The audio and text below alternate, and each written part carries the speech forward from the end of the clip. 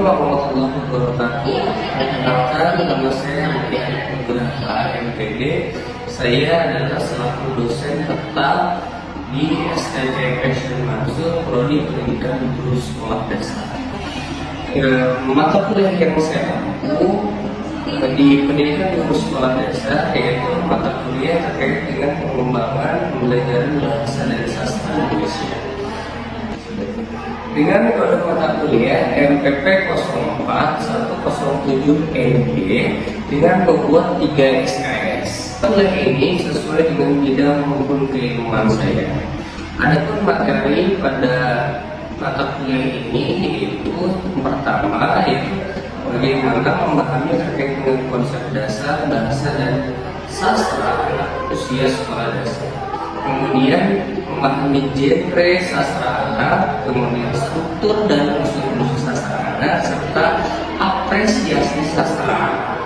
Yang paling penting, mata kuliah ini akan membahas peran sastra anak terhadap perkembangan karakter psikologis, moral, dan sosial bagi anak sekolah dasar. CPL Prodi, saya menggunakan P1, P2, dan P3 yang sudah saya tuangkan dalam RPS yang telah diteliti dan disetujui oleh Kapolri dan gugus pendalian mutu Prodi. Untuk CPMK-nya, mahasiswa mampu mengidentifikasi peran bahasa dan sastra Indonesia serta menganalisis sebuah karya sastra di sekolah dasar dan mampu membuat karya sastra serta mengapresiasi karya sastra tersebut. Kemudian mahasiswa mampu menerapkan bahasa Indonesia dengan baik dan benar dalam penggunaan sastra bagi anak sekolah dasar. Komponen proses dalam pembelajaran ini yaitu delivery, interaction, dan assessment atau DIA. Ya, delivery saya memberikan RPS dan saya memberikan penyampaian terhadap siswa dalam kontrak mata kuliah. Kemudian interaction yaitu terkait dengan interaksi terhadap mahasiswa yaitu timbal balik dengan mahasiswa serta asesmen penilaian di akhir.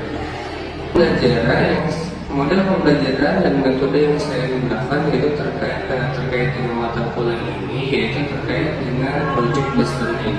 Karena luaran dari perkuliahan atau mata kuliah saya yaitu anak-anak membuat antologi yang akan dihakikan di akhir perkuliahan. Untuk kontrak mata kuliah seperti biasa itu 16 pertemuan, 14 pertemuan materi, 2 pertemuan yaitu SPS dan MOS. Itu saja mungkin awalan dari saya. Mari kita saksikan video pembelajarannya.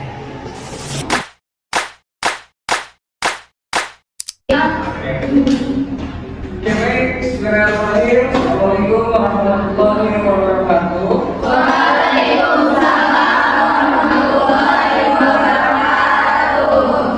Selamat siang mahasiswa PGSD semester 4. Ya, luar biasa. Hari ini kita akan belajar terkait dengan pertemuan keempat mengenai apresiasi dan kreasi sastra anak. Sebelum kita mulai, kita silakan terlebih dahulu berdoa masing-masing dimulai. Selesai. Oke, ada yang tidak hadir hari ini? Siapa? Nanti diri saja yang tidak hadir di presensinya. Nanti di kolom presensi akan saya siapkan presensinya. Silahkan teman-teman nanti konfirmasi ke saya dan teman-teman isi presensinya. Baik, di pertemuan keempat kita akan belajar mengenai apresiasi dan kreasi sastra. Di PGSD kenapa mata kuliah ini penting? Karena nanti teman-teman ketika di sekolah itu akan mengajarkan bagaimana apresiasi dan kreasi sastra itu harus diketahui oleh siswa. Jadi bagaimana bisa mengetahui atau mengapresiasi sebuah karya sastra? Nah ini perlu diajarkan oleh teman-teman calon guru di pendidikan guru sekolah dasar. Baik, kalau kita mendengar atau apresiasi, apa yang terlintas dalam pikiran kalian? Apa? Pengas seperti apa sastra? Yang pernah kalian ketahui sastra itu seperti apa? Sastra anak. Dongeng. Ada yang waktu kecil sering didongengin? Yang ada yang gede aja didongengin ya? Dipol gitu ya, zaman sekarang dongengin sangat bermanfaat. Jadi harusnya kalau literasi budaya kita dalam pembelajaran dan pendidikan, sebetulnya sastra anak ini dari dulu menjadi tonggak utama menurut saya terbentuknya pendidikan yang literasi yang baik, terutama di anak-anak dengan adanya apa? Literasi mendongeng. Jadi dulu cerita-cerita si kecil, cerita-cerita mungkin cerita rakyat zaman dahulu, sering orang tua kita zaman dulu itu memberikan ceritanya kepada kita ya. Sehingga kita mengetahui. Nah hal-hal seperti itulah yang sekiranya kita perlu budaya. Nah di mata kuliah ini terkait dengan itu. Kita next yaitu terkait dengan hakikat sastra anak. Jadi sastra anak ini mengikuti jenis penulisan harus kreatif dan imajinatif yang khusus dibaca dan menghibur anak-anak. Jadi harus ada visualitas dan penulisannya harus berdasarkan kreatif dan imajinatif. Jadi kalau kalian lihat di sastra anak, biasanya contoh kayak ini harus ada gambar atau tidak? Supaya apa? Supaya teks dan gambar itu menggambarkan imajinasi anak-anaknya. Itulah hakikatnya ya dari sastra anak. Kemudian sastra anak juga bukan dibatasi oleh siapa pengarang, melainkan untuk siapa karya itu diciptakan. Ini sangat-sangat penting. Apalagi di era sekarang, menurut saya dongeng-dongeng itu sudah jarang yang baru. Bahkan sekarang kalah sama cerita-cerita menurut saya di luar sastra anak itu sendiri. Misalkan sinetron kah, kalau kita kartun-kartun juga sekarang jarang yang up to date kayak Doraemon. Kalau ada yang orang bilang Doraemon kapan ya nikahnya? Dari dulu kecil aja, dari zaman kecil aja. Ya karena kan Upin-Upin juga sama. Jadi selalu dibatasi gitu. Tapi poinnya bukan itu. Melainkan untuk siapa karya itu diciptakan. Sekarang harusnya sama. Kemudian berisikan cerita yang mencerminkan perasaan anak-anak, perasaan cerita menurut saya di luar sastra anak itu sendiri. Misalkan sinetron kah, kalau nggak kartun-kartun juga sekarang jarang yang up to date kayak Doraemon. Kalau ada yang orang bilang Doraemon kapan ya nikahnya? Dari dulu kecil aja, dari zaman kecil. Jadi tidak boleh ya terlalu lebih dewasa ataupun ya itu bukan mencerminkan penulisan untuk fokusnya kepada ya. Kemudian selanjutnya yaitu ini adalah apresiasi sastra reseptif menurut Muhammad. Ada 3 poinnya. Kalau pendekatan emosi itu menjelaskan tentang pendekatan seperti apa? Tangan. Ya. Perasaan, menghayatkan emosi, emosional, emotif. Jadi perasaan. Kadang-kadang teman-teman kalau membaca atau melihat sebuah karya sastra itu ada nggak jiwa perasaan, pendekatan secara perasaannya? Ada nggak? Oh, ini kena banget nih perasaannya, wah, kayak gitu kan. Kemudian didaktis, secara pengetahuan, secara penulisan, secara pengalamannya, pengetahuannya seperti apa, pendidikannya seperti apa, itu boleh. Kemudian pendekatan secara analisis dan terakhir. Kalau analisis biasanya lebih mendalam. Nah ini biasanya ada di apresiasi sastra yang resepsi. Pernah merasakan nggak semuanya? Kalau di unsur kalian selain karya anak-anak yang dewasa apa?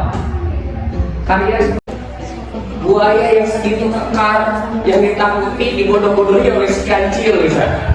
Kan emosional ya, jadi gemes kayak gitu kan misalnya. Kalau Laskar Pelangi misalkan emosional sedih ketika melihat Laskar Pelangi. Kenapa kalian melihat emosional misalkan melihat si kancil, cerita si kancil? Buaya yang segitu kekar, yang ditakuti, dibodoh-bodohi oleh si kancil misalnya. Kan emosional jadi gemes kayak gitu kan misalnya. Kalau Laskar Pelangi misalkan emosional sedih ketika melihat sekolah yang harusnya menjadi tempat yang nyaman dan penciptaan apresiasi secara produktif tidak mungkin terwujud tanpa diberikan pengajaran menulis, khususnya menulis kreatif di sekolah dasar. Karena saya sudah bilang, keterampilan yang paling sulit untuk dipelajari adalah keterampilan menulis. Kenapa? Karena basic dan dasarnya harus kuat. Dari apa? Keterampilan membaca dan keterampilan berbahasa yang lainnya, sehingga akan tercantum atau tertuang dalam keterampilan menulis. Nah inilah yang menjadi PR kita bersama. Literasi ini bukan hanya untuk di sekolah dasar sebetulnya, tapi ke jenjang perguruan tinggi di era teman-teman hari ini juga. Ini menurut saya sangat penting terkait dengan keterampilan menulis. Nah kita selanjutnya masuk ke dalam yang segitu rumit, ukuran segini. Ini udah 5 kali, udah tuntas semua. Karena yang satu bercerita tentang hewan, yang satu bercerita tentang planet, yang satu bercerita tentang apa. Itu contohnya namanya. Oh ini dua bukunya. Oh ini sinopsisnya. Oh ini awal ceritanya. Oh ini klimaks ceritanya. Oh ini akhir ceritanya. Jadi seperti itu. Jadi sudah memahami alur. Nah, kalau 11 sampai 13 tahun mereka sudah berpikir abstrak. Kalau abstrak itu apa sih? Abstrak itu apa? Dan penulisannya harus berdasarkan kreatif dan imajinatif. Jadi kalau kalian lihat di sastra anak, biasanya contoh kayak harus ada gambar atau tidak? Harus kan? Supaya apa?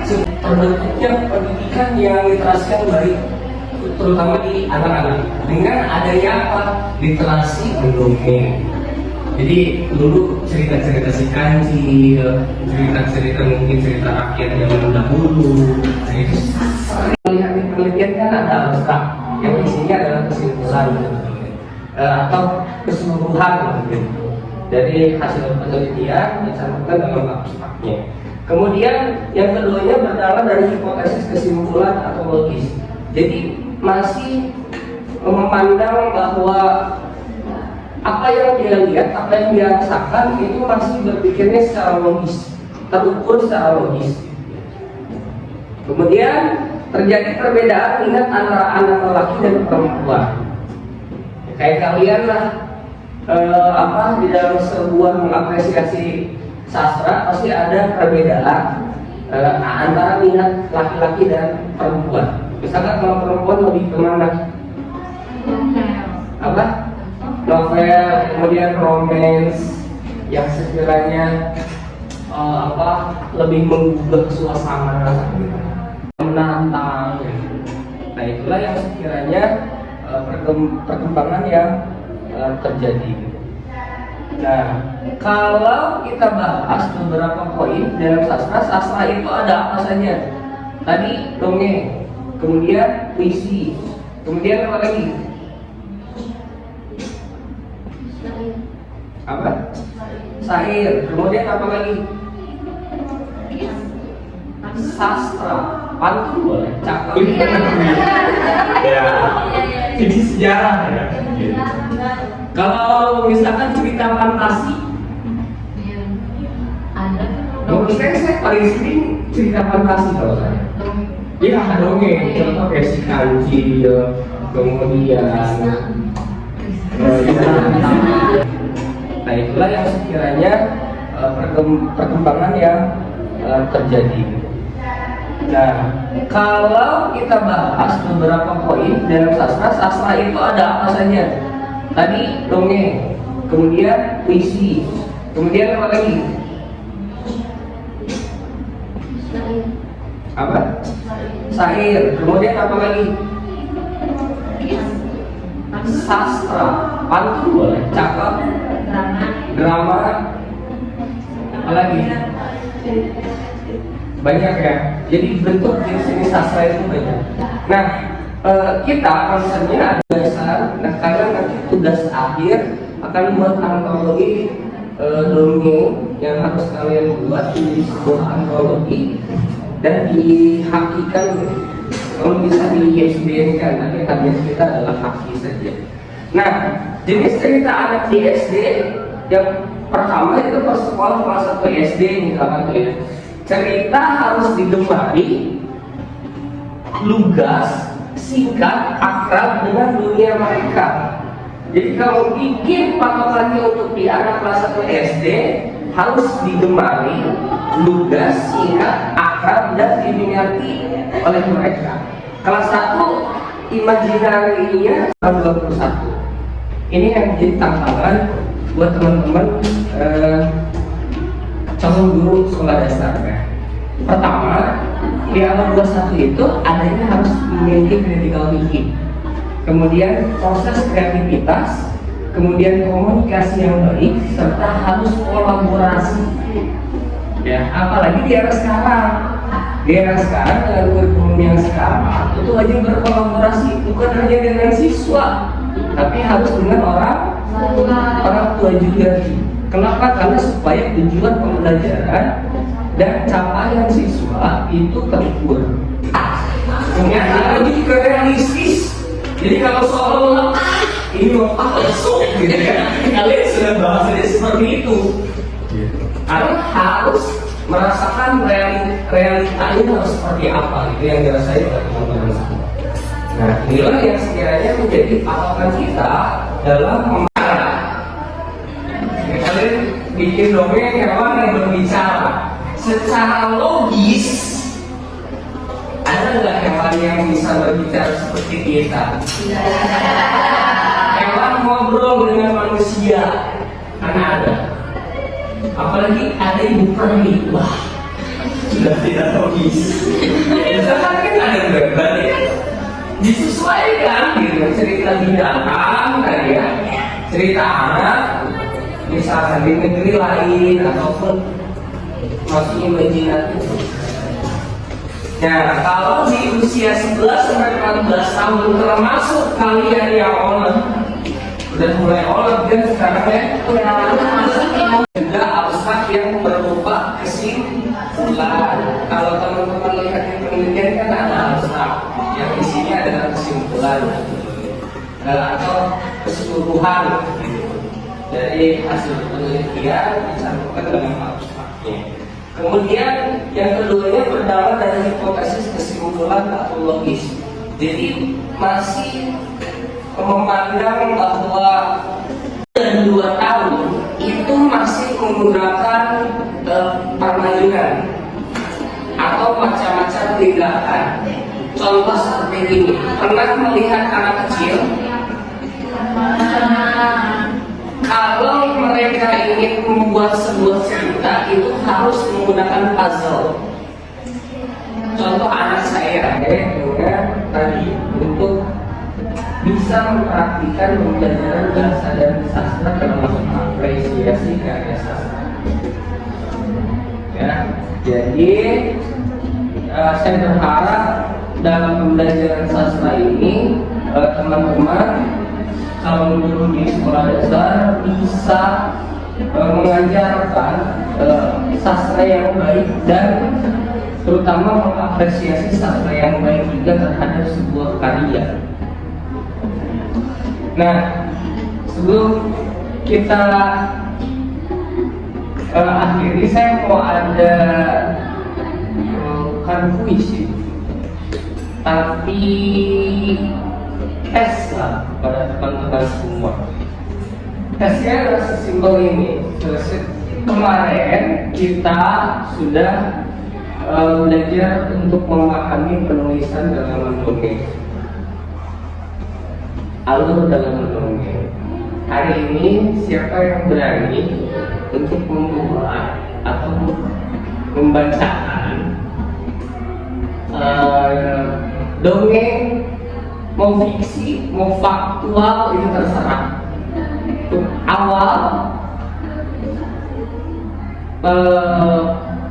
klimaksnya seperti apa sama penutupnya. Jadi biar kita tahu ini intinya ceritanya seperti ini. Silakan. Aku mau saya tunjuk. Jangan. Silakan. Ada yang berani ajukan tangan? Bella boleh.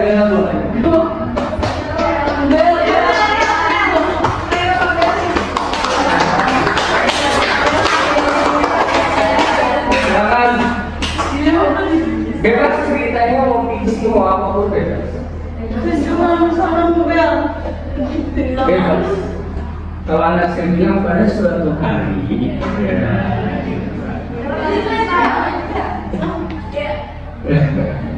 silakan.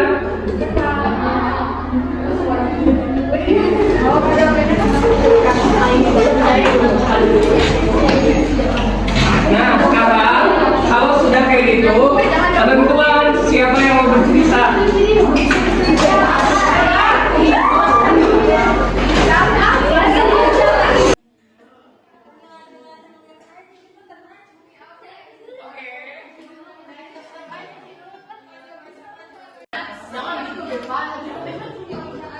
Kalau ini siapa?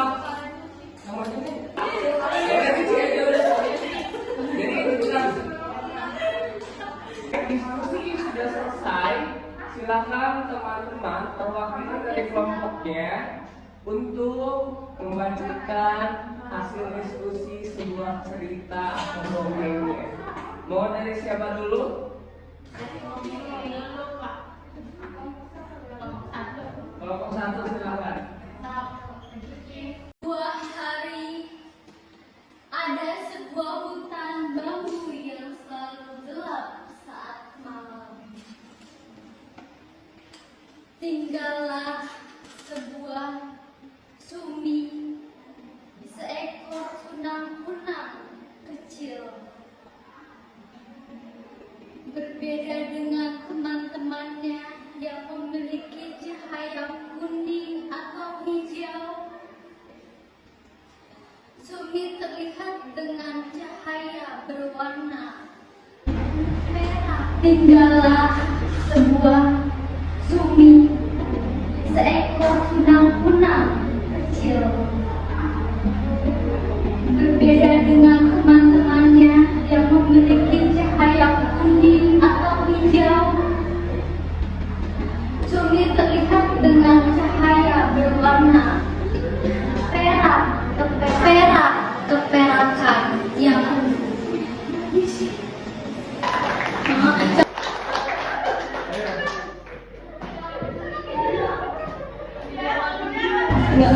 pada zaman dahulu, hiduplah seorang gadis baik hati bernama Bawang Putih. Ia tinggal bersama ayah, dan saudara tirinya yang bernama Merah. Setelah ayahnya meninggal dunia, kehidupan Bawang Putih mulai berubah. Ia diperlakukan tidak adil oleh ibu tiri dan Bawang Merah. Setiap hari ia harus mengerjakan semua pekerjaan rumah seperti menyapu, memasak, mencuci pakaian, dan mengambil air. Sedangkan bawang merah hanya bermalas-malasan.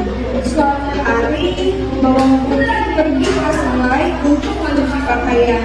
Tanpa sengaja, salah satu selendang milik ibu tirinya hanyut terbawa arus. Bawang putih merasa sangat sedih karena takut dimarahi. Ia pun menyusuri sungai untuk mencari selendang tersebut. Di tengah perjalanan, bawang putih bertemu dengan seekor bawang putih yang ternyata menemukan selendang itu.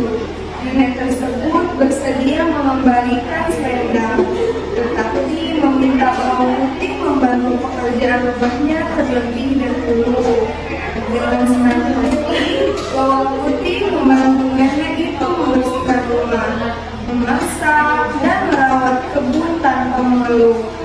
Karena melihat kebaikan bawang putih, sang nenek memberikan dua pilihan hadiah, yaitu sebuah labu besar dan labu kecil. Bawang putih memilih labu kecil karena merasa hadiah sederhana sudah cukup baginya. Sesampainya di rumah, labu itu dibelah. Betapa terkejutnya mereka ketika di dalamnya terdapat emas, perhiasan, dan batu permata. Melihat hal itu,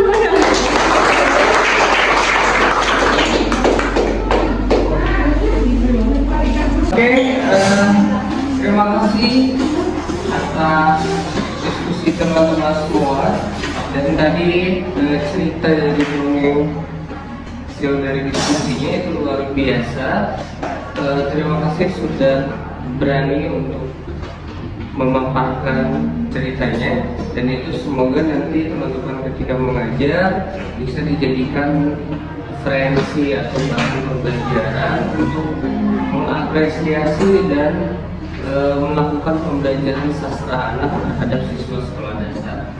Oke, baik, itu saja untuk pertemuan hari ini. Terima kasih atas waktunya. Sampai ketemu lagi nanti kita di minggu depan dengan materi yang sama atau yang baru yang berkaitan dengan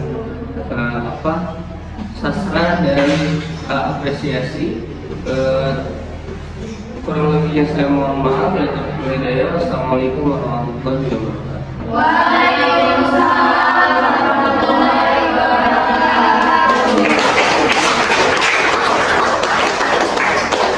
Terima kasih sudah hadir, sudah nggak usah diingin.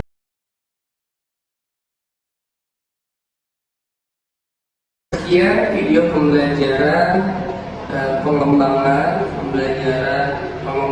pembelajaran bahasa dan sastra Indonesia di Prodi Pendidikan Guru Sekolah Dasar STK Syekh Mansur. Video ini digunakan untuk salah satu prasyarat penyusunan dokumen pernyataan dari dosen dalam unjuk kerja Tridharma Perguruan Tinggi atau PDD UKT PT sertifikasi dosen tahun 2026. Semoga dengan adanya video ini bisa menjadi pertimbangan yang baik dalam proses penilaian sertifikasi dosen tahun 2026. Akhir kata, saya ucapkan terima kasih. Wassalamualaikum warahmatullahi wabarakatuh.